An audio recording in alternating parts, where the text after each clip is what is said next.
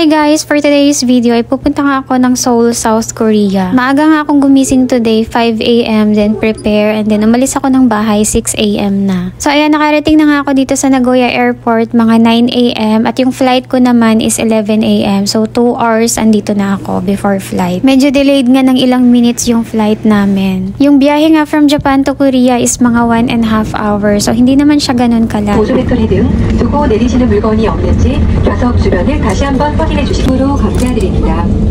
So ayan, nakarating na nga kami ng Korea mga around 1 PM. Mula nga sa Korea Airport hanggang dito sa Seoul, it takes around mga 2 hours. Medyo malayo pala siya guys. Pagkarating naman namin dito sa Seoul is dumiretso kami sa Lotte Mall and then nagstay lang kami ng mga 1 hour window shopping. Pagkatapos is dumiretso na kami sa hotel at nag-check-in. Pagkarating naman sa hotel is pumunta agad ako sa convenience store para bumili ng mga snack. At saka nilibot ko din pala yung place kung saan kami nagstay kasi malapit sa hotel namin is maraming mga pasyalan. At pumunta nga ako dito sa Hall Yunwon Park kasi malapit lang naman siya sa hotel namin, mga 10 minutes walk lang. Dahil nga first time ko nga dito sa Seoul, so sobrang excited ko. Ayan, lumabas ako, naglakad-lakad lang, inikot ko lang talaga yung lugar. Pagkatapos nga is bumalik na ako sa hotel at pumunta ako ng convenience store, malapit lang din doon. Tinignan ko nga yung IC card nila na pwedeng gamitin sa bus at train. At ito pala yung mga nabili kong snack dito sa convenience store nila.